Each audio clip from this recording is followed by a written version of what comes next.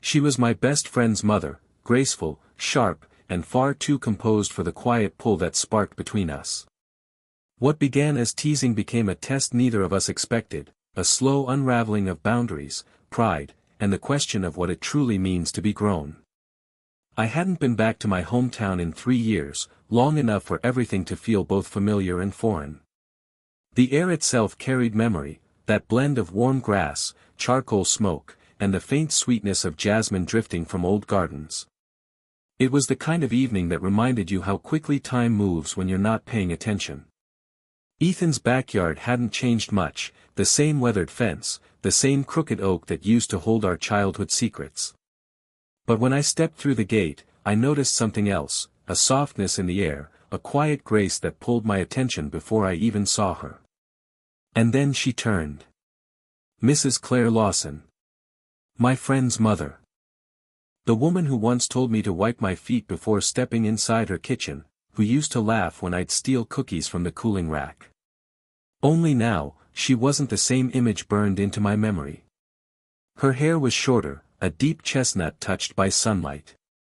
Her posture was elegant, the kind that made everything around her seem to slow down. She smiled when she recognized me, though her expression shifted just slightly, that half-second of surprise when someone sees how much you've changed. You've grown, she said, her tone almost teasing, but with a warmth that lingered. I guess time finally caught up with me, I replied. My voice came out steadier than I felt. Ethan clapped me on the back, pulling me into old jokes and quick laughter, but every now and then, my eyes drifted toward her. She moved between guests with quiet confidence, her laughter soft and unforced. The gold light of evening brushed her skin, turning each glance, each smile, into something impossibly tender. Later, as the night wound down and people began leaving, I offered to help her carry dishes inside. You don't have to, she said, but didn't stop me either. The house felt smaller than I remembered, filled with the scent of lemon soap and something faintly floral. When I reached for a stack of plates, our hands brushed. Just a simple, passing touch, skin against skin, but it sent a subtle tremor through me. She noticed. I saw it in the brief stillness of her eyes, the way her breath caught before she smiled again. Careful, she said softly, I might start thinking you're a man now. She turned away before I could answer, leaving me in the quiet hum of the kitchen, heart drumming louder than it should have. It wasn't what she said that stayed with me, it was how she said it. Calm. Knowing. As if she could see through every layer I was trying to keep composed. That night, lying in the same room where Ethan and I once played video games until dawn, I couldn't stop replaying her voice. You've grown. The words had weight now, not about age, but about the strange shift in how we saw each other. It was supposed to be just another visit. A nostalgic return to old places and familiar faces. But from the moment her eyes lingered on mine, I knew, this summer was going to test me in ways I wasn't prepared for. The next few days moved slower than I expected, that strange, heavy kind of summer where the air hums with things unsaid. Ethan was hardly around, he'd started a part-time job in the city and spent most nights with his girlfriend. That left me and Mrs. Lawson, Claire, as I'd heard one of her friends call her, alone in the house more often than not. I told myself it was nothing unusual. I helped out where I could, trimming hedges, repainting a broken fence, running small errands. She'd bring me lemonade, stand nearby, and talk about things that didn't really matter. But somewhere between those small conversations, something quiet began to take root. It wasn't about what she said, it was how she listened. She had that rare stillness, the kind that makes you feel seen without judgment. I'd start talking about work, about the city, about my plans, and she'd tilt her head just slightly, eyes narrowed, smile faint. You talk like you've seen the world, she said one afternoon as I hammered loose boards back into place. You think you're grown? The question was light, teasing, but her tone carried something else beneath it. A test. A quiet measure of who I'd become. I grinned, leaning on the handle of the hammer. I'd like to think so. She stepped closer, eyes glinting in the afternoon sun. Would you? She murmured. Then let me test that. For a heartbeat, the world seemed to still, cicadas buzzing faintly in the background, the air thick with heat. She reached out and brushed a small patch of sawdust off my arm. A simple gesture, really.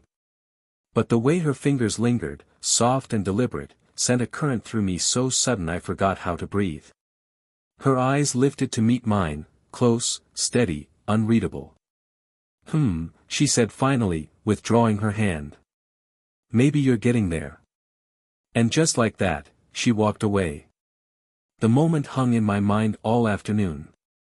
I could still feel the warmth where she'd touched me, not just the physical sensation, but the awareness that she knew exactly what she was doing. Not to toy with me, but to see how I would respond. That evening, she joined me on the porch. The sky was streaked with orange and violet, fireflies rising from the grass. She carried 2 mugs of tea, setting one beside me before settling into the chair across. You've changed, she said softly, watching the horizon. You carry yourself differently. Maybe I finally grew into myself, I said, smiling faintly. She turned to look at me, expression unreadable. Don't rush to prove you're older. Time does that for you. Her voice was gentle, but her gaze held me, steady, unflinching, as if she was trying to decide whether to trust the man sitting in front of her. I wanted to tell her that I wasn't trying to prove anything, that it wasn't about pride, it was about how I felt when I was near her. But instead, I just nodded. Maybe. But some lessons, I said quietly, are worth learning sooner. That earned me a small smile, the kind that hides more than it reveals. She took a slow sip of her tea, eyes never leaving mine. Careful, she said, her voice dipping just slightly. You might pass the test. And in that lingering look, I realized, she already knew I would. After that day, something shifted between us, so subtle that no one else would have noticed, but I felt it in every quiet glance and every pause that lingered a second too long. The house carried a strange energy now, it was no longer just a familiar place filled with childhood echoes. It had become a space charged with awareness, like every wall, every hallway, was watching us tread carefully around something we couldn't name. Ethan still came and went, always distracted, always rushing somewhere else. When he was home, things felt normal again, laughter, casual talk, the noise that made it easy to forget what was building underneath.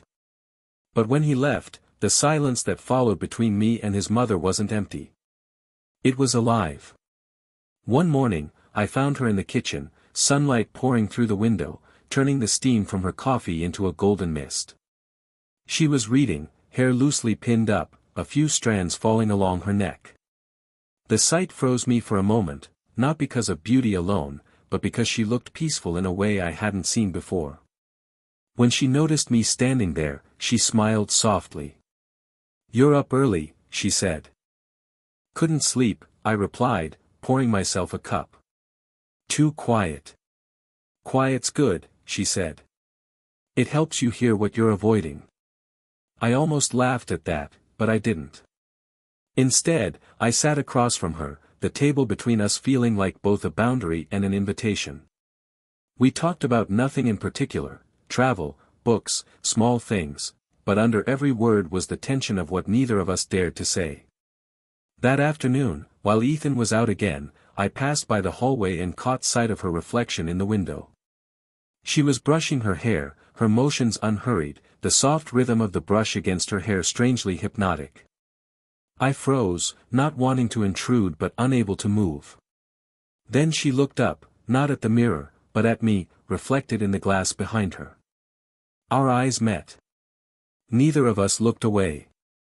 Something wordless passed between us, acknowledgement, maybe, or surrender to what was already there. She didn't speak, didn't blush, didn't turn. Just a faint breath, and then she set the brush down. I left before I could break whatever spell was forming, my pulse still loud in my ears. That night, we sat outside on the porch again. The air was cool, the sky full of quiet stars. I could feel her presence beside me, calm, steady, grounding. "You've been quiet lately," she said, her voice low. "Just, learning what not to say." She glanced at me, her lips curving in that small, knowing smile. "Good. Some things are better felt than spoken." Our knees brushed, a faint, accidental touch, but neither of us moved. The night carried a soft hum, crickets blending with the sound of our quiet breathing. It felt like standing at the edge of something, not quite love, not quite danger, but something we both recognized and refused to name. We stayed like that for a long time, pretending we didn't feel what we did, pretending there were still lines left to protect.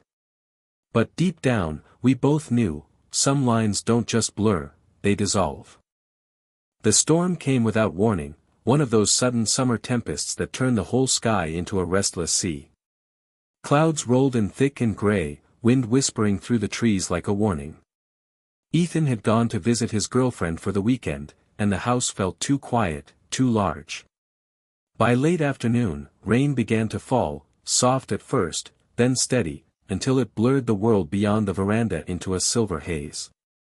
I found Claire standing there, arms crossed, watching the storm with a small smile that didn't quite reach her eyes.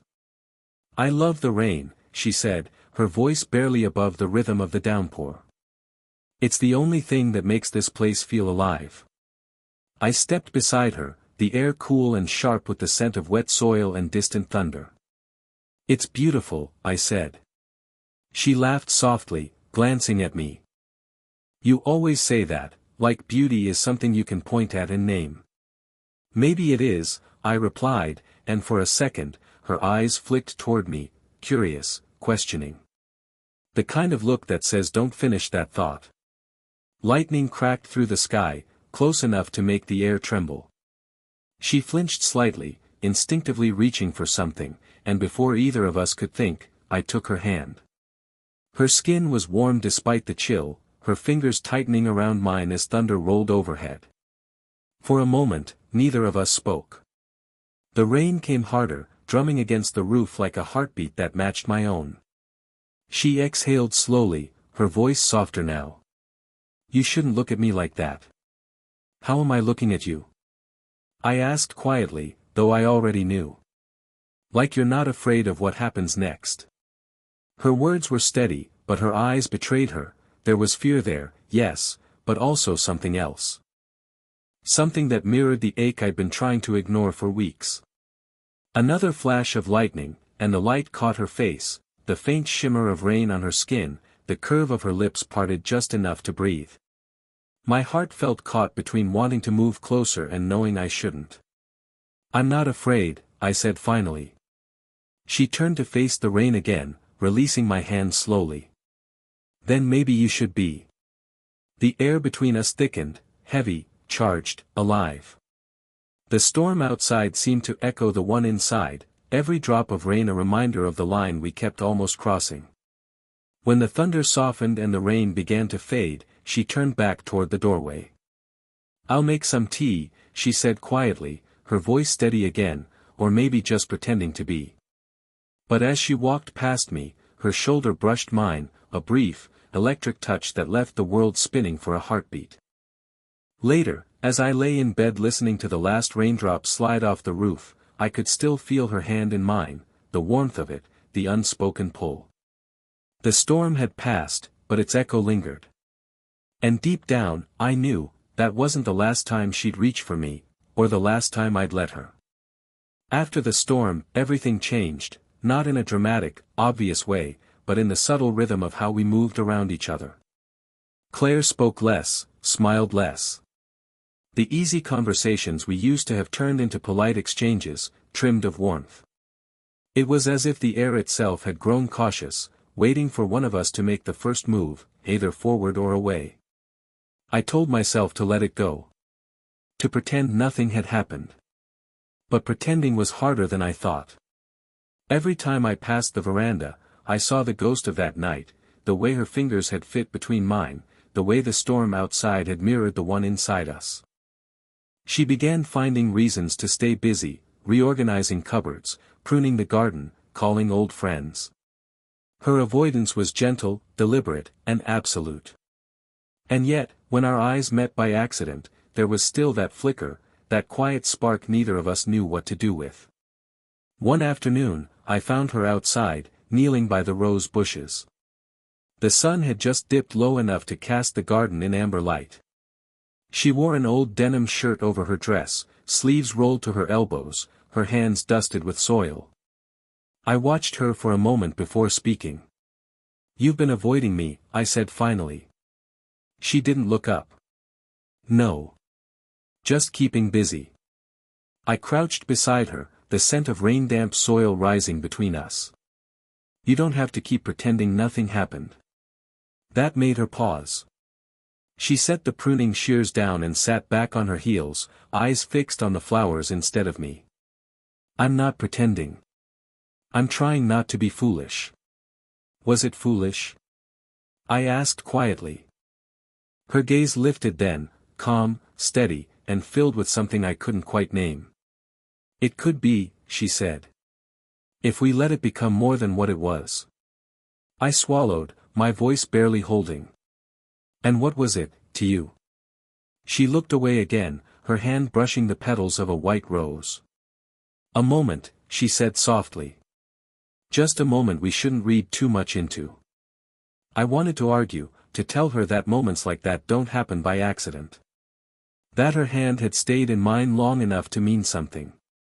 But instead, I sat beside her in silence, the kind that carries too much emotion to fill with words. After a while, she sighed, a soft, tired sound. "You really do think you're grown," she murmured. I smiled faintly. "I just know how I feel." That drew a brief laugh from her, sad, warm, and almost affectionate. "Feelings don't always ask for permission, do they?" "No," I said. "They just show up and make everything complicated." She looked at me then, really looked, eyes searching, cautious, but with a trace of longing she couldn't quite hide. For a fleeting second, I thought she might say something else. Instead, she stood and brushed the dirt from her hands. "Dinner's in an hour," she said, walking toward the house. I watched her go, the distance between us stretching wider than the space she'd just crossed. That evening, I sat alone on the porch, the scent of roses still clinging to my clothes, wondering whether love always begins this way, not with a kiss, but with the ache of someone walking away too carefully. A week passed before we were alone together again, not by design, but by coincidence. Ethan had invited both of us to dinner at a lakeside restaurant just outside town, a quiet place he used to visit with his family when he was younger. At the last minute, he texted that he'd be late, caught up with friends in the city. That left just me and Claire. The drive there was quiet, filled with the hum of the car and the rhythmic whisper of tires on the road. She looked out the window most of the way, her expression calm but distant, like someone trying to tame a thought before it escaped. I didn't push conversation, I just let the silence breathe between us, heavy but not uncomfortable. When we arrived, the sky was slipping into twilight, pale gold fading into lavender, the lake mirroring every color like it didn't want to let the day go. The cafe sat near the water, its wooden deck lined with fairy lights that shimmered like tiny stars. We took a table near the edge, where the soft wind carried the scent of rain and pine. For a while, we talked about small things, the food, the weather, a funny story from Ethan's childhood. But the small talk couldn't hide the weight in her eyes. Every pause between our words felt like a door half opened, waiting for one of us to step through. Finally, she set her glass down and looked straight at me. "You should be with someone your age," she said. Her tone wasn't scolding, it was tender, almost pleading. I didn't answer right away. I watched the way the candlelight caught the faint lines near her eyes, the way her hands were folded too neatly in her lap. "Someone my age," I said slowly, "wouldn't make me feel this understood." She drew a quiet breath, eyes flickering toward the lake. "You don't know what you're asking for," she whispered. "Maybe not," I said.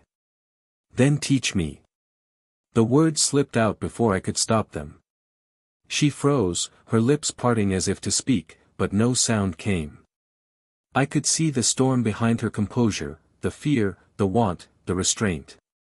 "Don't do that," she said softly. "Don't make this harder." "I'm not trying to," I said. "I just don't want to pretend anymore." Silence fell between us again. Only the soft lapping of water filled the air. Then she reached across the table, her fingers brushing lightly against mine. It wasn't a bold touch, more like a confession made through skin instead of words. Her eyes lifted to meet mine. "You've changed," she said. "And I don't know when that happened." "Maybe when you started looking at me differently," I murmured. She didn't deny it. Her thumb moved once against the back of my hand, slow, uncertain, then she pulled away, her composure returning like a veil being drawn back into place. "We should go," she said quietly. But as we walked to the car, she paused beside the lake, the wind tugging gently at her hair. "Maybe," she said, barely audible, "you already know more than you think." That night, the drive home felt endless, every mile thick with everything we didn't say.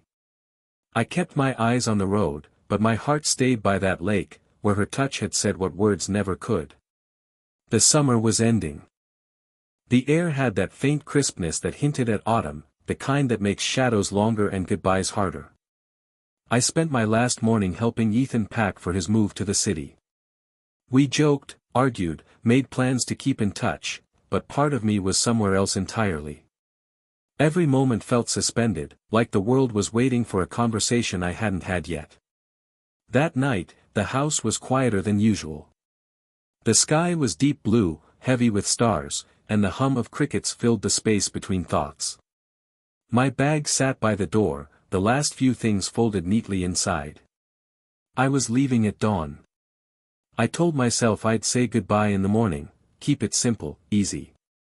But even I didn't believe that. I found her outside, standing by the driveway, her arms crossed lightly against the cool night air. The porch light cast a soft amber glow on her face, making her look almost unreal, serene, but with something fragile underneath. "I heard you moving around," she said, turning toward me. "Couldn't sleep." "Didn't want to," I admitted. "It's hard to leave." She nodded slowly, her eyes on the gravel under her feet. "It's strange, isn't it? How a few months can feel like a lifetime." "Or a beginning," I said before I could stop myself. That made her look up, really look. For a moment, neither of us spoke. The silence between us was no longer heavy, it was full. She stepped closer, the faint scent of jasmine and rain rising with her movement. "You've changed," she said quietly. "You're not the same boy who used to steal cookies from my kitchen." I smiled. "And you're not just Ethan's mom anymore." Her laugh was soft, but it trembled at the edges. "You shouldn't say things like that." "Maybe not," I said, my voice barely above a whisper. "But I don't want to leave without saying the truth." She took a slow breath, her eyes searching mine. "And what truth is that?" "That I'll remember this summer for the rest of my life, because of you." Her expression faltered, just for a second, before she looked away, blinking back the weight of what neither of us could fully name. She reached out then, touching my arm. Her fingers lingered there, warm and steady, grounding me in the moment. "You've grown," she said softly, her voice catching on the words. "And I'm proud of the man you're becoming." I wanted to tell her that I wasn't done becoming, that she was part of the reason I'd grown at all. But the lump in my throat made it impossible to speak. Instead, she leaned forward, pressing a gentle kiss to my cheek, slow, deliberate, full of everything we couldn't say aloud. "Take care of yourself," she murmured, her lips still close enough for the words to brush my skin. I nodded, unable to trust my voice. "You too." When I finally got into the car and started the engine, she stayed where she was, framed by the glow of the porch light, arms folded across her chest like she was holding the moment in place. As I drove away, I glanced in the rearview mirror. She was still there, small, still, but somehow larger than the world behind her. And I realized something: not every love is meant to last forever. Some are meant to teach, to shape you quietly, to remind you that even the briefest connection can change how you understand tenderness. She had tested me, just like she said she would. And though neither of us said it aloud, we both knew, I had passed. Headphone: if this story touched you, take a deep breath before you scroll away. Maybe it reminded you of a person who changed you quietly, someone who left, but never really disappeared. Speech balloon: tell me in the comments, was it love, or a lesson? And if you felt that ache between growing up and letting go, subscribe for more slow burn stories that remind you what it means to feel.